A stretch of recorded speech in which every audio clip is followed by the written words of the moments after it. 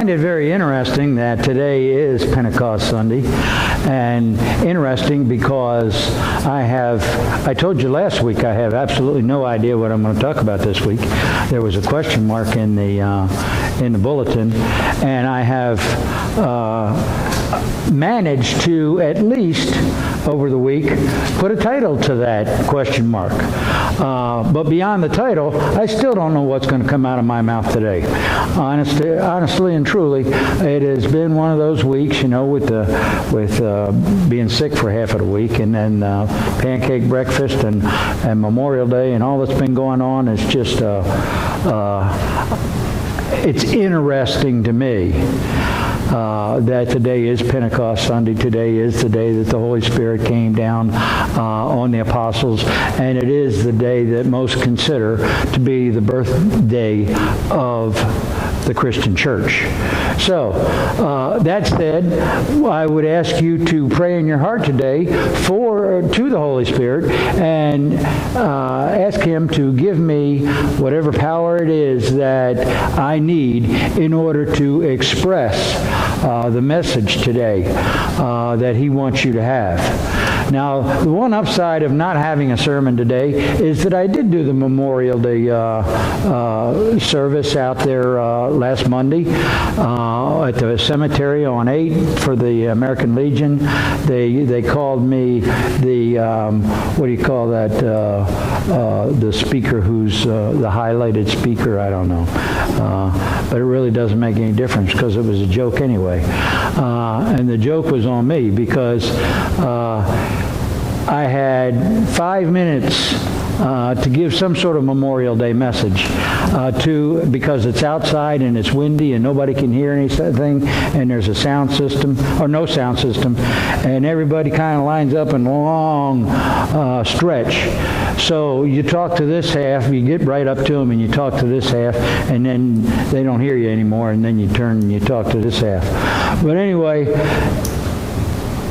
what I had to say to them, I thought was very important. And I decided that I would extend that to today and make that the sermon for this morning, because I think it's something that we don't talk about near enough. It's something that we don't think about near enough. It is, I left the flags up for yesterday, and I left the flags up today because it is that time between Memorial Day and Nancy's birthday, the Independence Day, the 4th of July. And it's that time when we're out there and we're barbecuing and we're making hamburgers and hot dogs and we're making the brats and all that sort of stuff. And it's a wonderful time to go outside. We call it summertime. It's a wonderful time to live in this free country where you can come and you can go and do things like that. So I got to thinking, well, how did this all begin? And I think that that's a very important question. I think it's a question that we all need to ask ourselves.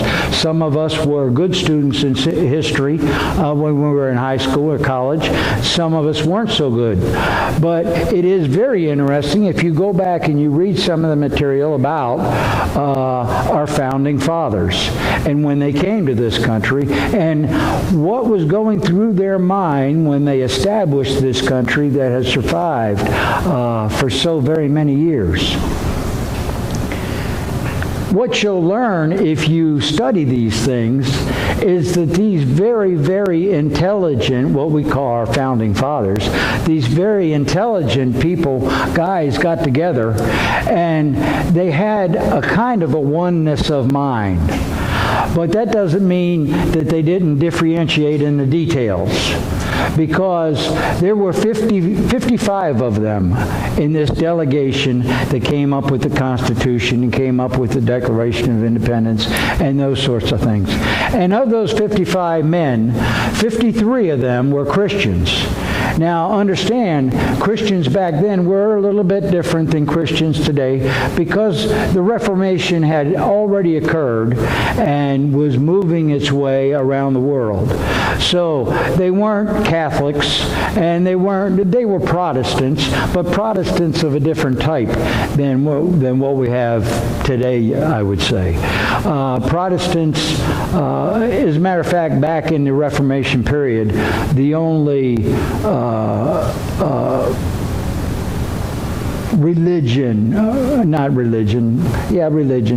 denomination, let's say, that survived that period of time was Lutheranism, and that was from Martin Luther, of course.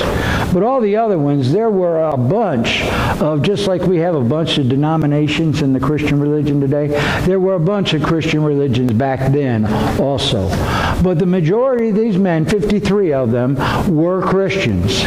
Many of them, there weren't as many denominations back then, so many of them did belong to the same denomination.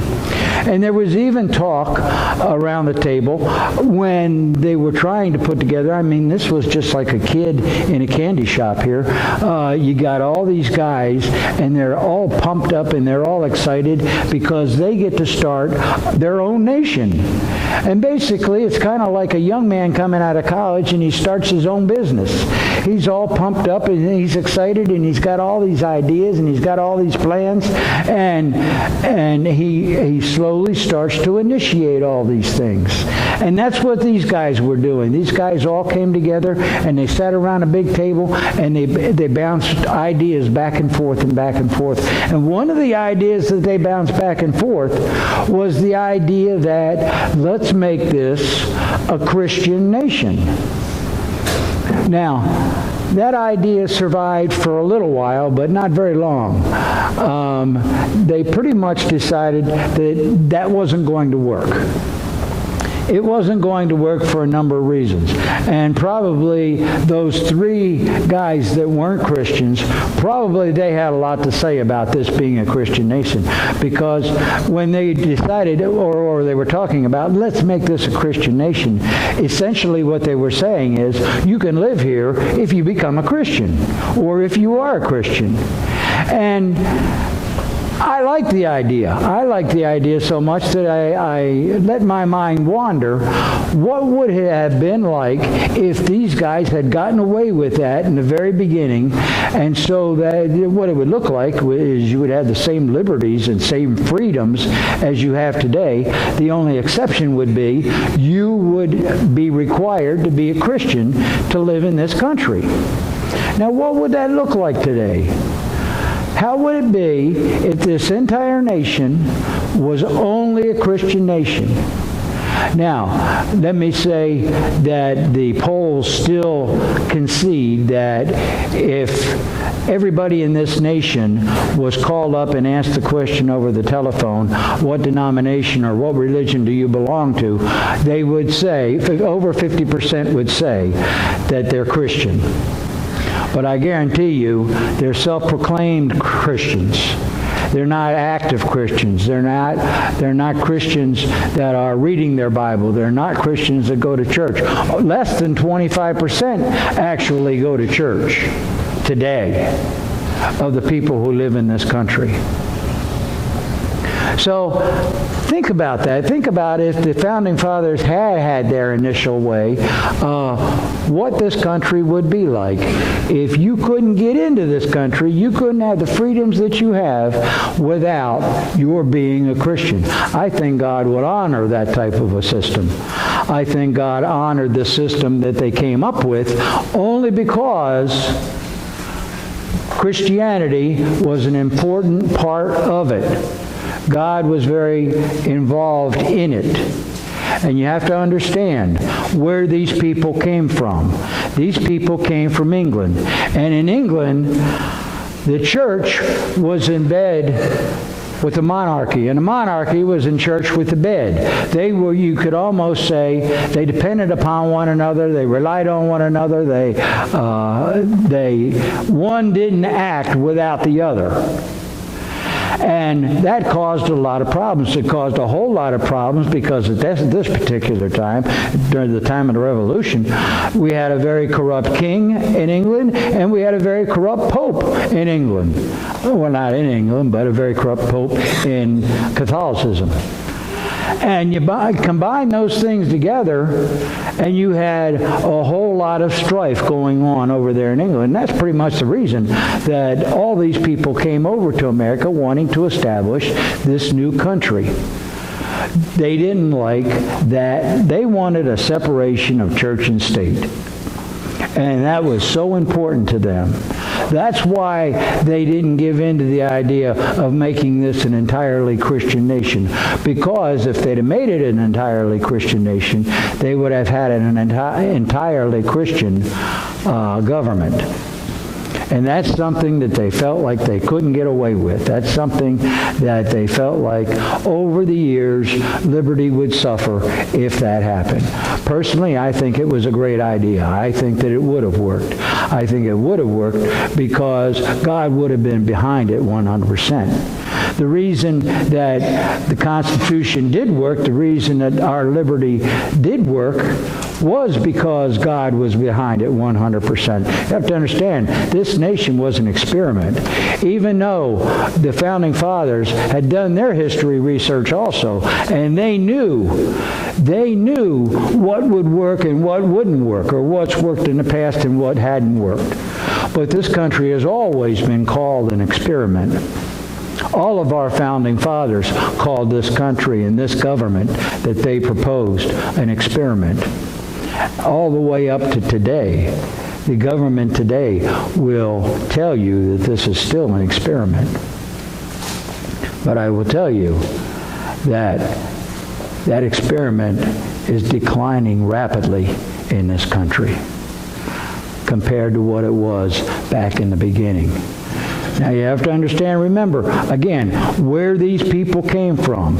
They came from England, in a state where the church and the government were in bed together, and that's the biggest thing that they wanted to do away with. They wanted that separation of church and state so bad.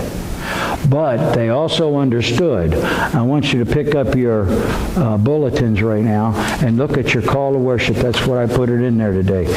This was their thinking. This was the key to developing the government that we have today. George Washington said this, but I guarantee you that probably 55 of the 55 delegates all agreed with this statement back then. And the statement was, of all the dispositions and habits that can lead to political prosperity, that can lead to this experiment being a success, that can lead to this being a free country, religion and morality are indispensable. That's what these guys all came up with. Now, that doesn't mean they all came up with it at the same time, and it doesn't mean they all agreed with everything that came on the table. As a matter of fact, for 15 days straight, they argued back and forth with one another. And it got to the point where Benjamin Franklin, who wasn't even a devout Protestant at the time, Benjamin Franklin said, wait a minute, guys. We got all this argument going on back and forth. We need to do what we propose this country do. We need to take time and pray about these issues. That's how important God was in the Founding Fathers' minds. That's how important. See, they couldn't understand. If we have a free nation, if we have liberty, and we have justice, and we have all these things, how can we govern such a people? In other words, how could we could never afford to have a police department that was big enough to police everybody. It would be impossible for us to accomplish that. That's why religion was so important to them. Religion was so important to them because religion equaled morality. And morality equaled the ability to live together in peace and in freedom. You see how the equation worked out? Religion was of the utmost importance. Not necessarily, even though they wouldn't agree with, they wouldn't say this back then. The religion they were talking about was the Christian religion. Because that's what everybody back then was, pretty much. You had very few Jews come over. You had very few Muslims come over. You had very few Buddhists come over initially. We're talking about a system of government that was put together by a predominantly, well, I would say 100% Christian council. So Christianity was so important to them. Church was so important to them. But they didn't want to extend that church into the government. That's what they'd come from. That's what brought the tyranny. That's what brought the slavery. That's what brought all those things that they were trying to separate themselves from. But they said to themselves, we can make this work if we have a country of moral people, of people who depend on God, of people who fear God, of people who will rely on God, of people who will pray to God, of people who will police themselves and their own moral issues. That's what the Founding Fathers wanted. That's what ultimately the Founding Fathers came up with. That's what ultimately the Founding Fathers put into action in our government and in our church. And it worked. It worked. It worked wonderfully. Because, again, everybody just about in this country was Christian. And they practiced all the things that are in the Bible. And all the things that are in the Bible is morality. And that's why everybody was doing pretty much the same thing. And everybody was getting along with one another. Because that's what a Christian community does. And this worked. And this worked. And that's why I think God blessed this country, that it survived for all those years, because this country was together. This country was a Christian country. This country prayed. This country was all one in morality. It was following everything God wanted a country to follow. So God blessed this country over and over and over and over again. But then something happened. Then something happened. One of the things that has grown proportionally, out of proportion, I would almost say, is the population of this country. The population of this country has skyrocketed. And whenever you have a skyrocketed population, you always have the danger of, during that population, you have these new generations that come along, and out of these new generations that come along, you have a few people that fall out of the majority. And when they fall out of the majority, they're going to teach their children different. And see, this is a big cycle. When they teach their children different, then this child is going to be raised different than this child. And when this child is raised different than this child, these children are going to think differently. And as the older they get, and when they pass that on to the next generation and the next generation, then this separation becomes greater. And that's, I believe, what happened in this country. Because when we started getting into the 20th century, then we started taking our problems to court, because we wanted the separation of church and state. We didn't want the separation of church and state, but these people who didn't care didn't say anything. The Christians, now we're getting into the numbers that I told you about in the very beginning. 50% of this country declares itself as Christians. But only less than 25% go to church. Less than 25% practice Christianity. The other 25% don't practice it. And seriously, again?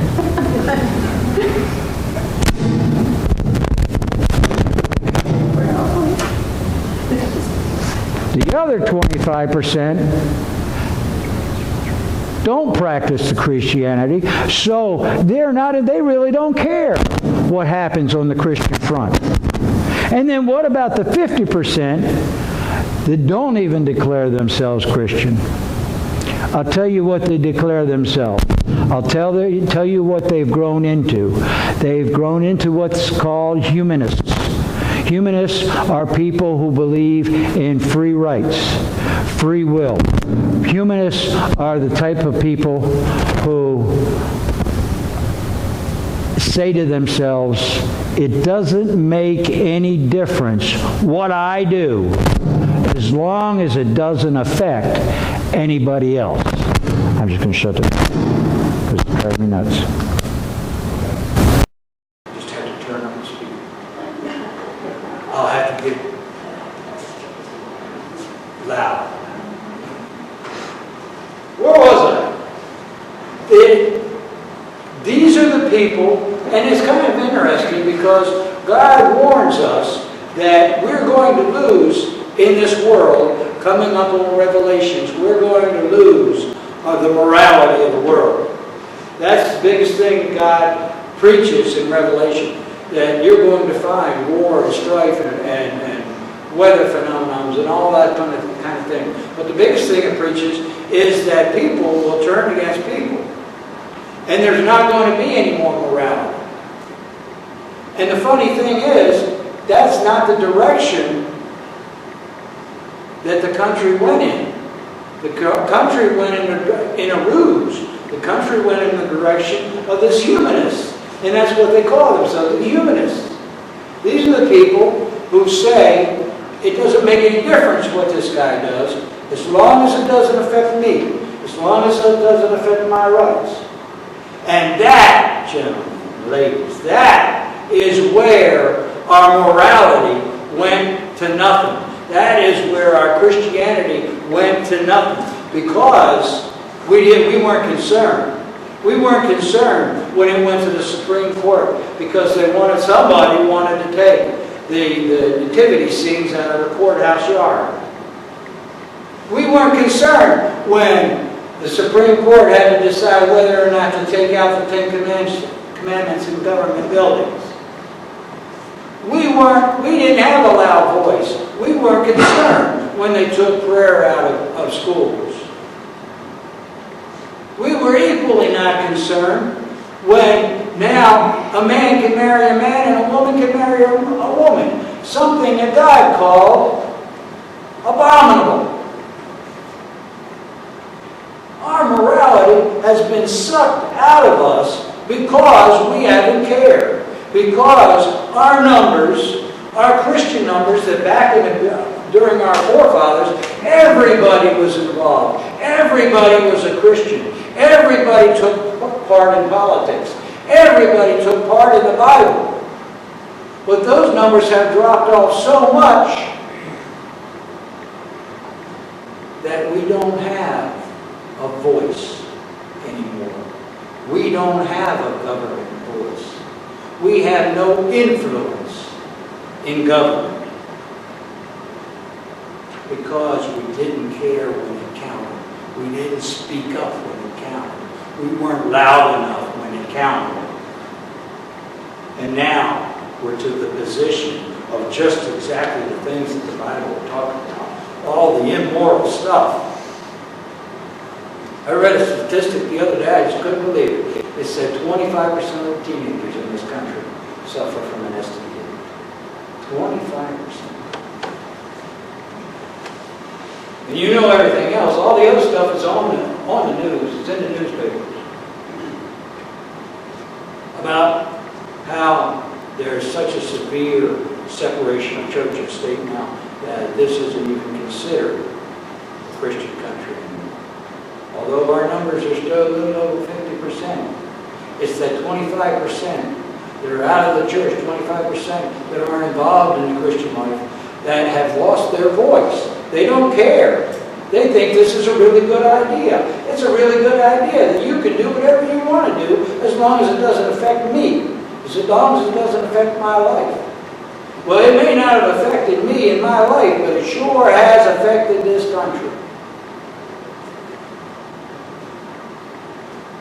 What's the answer? The answer today is the same as it was back when our founding fathers were here. The answer is we need to regain our voice. We need to regain our authority.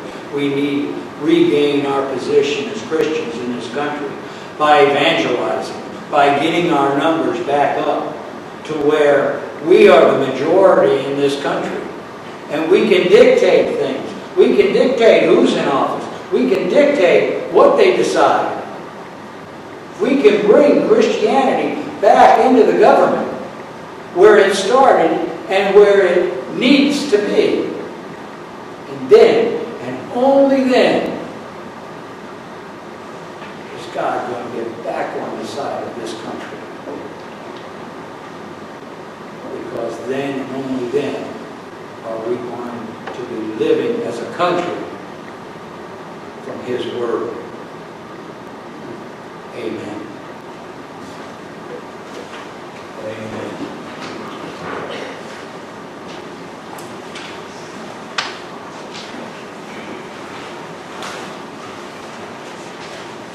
Whew, and if you don't think there's a Holy Spirit, I guarantee you I didn't need to practice the Word. None of it. So, please turn in your hymnals to the offering and communion hymn number 251, On a Hill Far Away.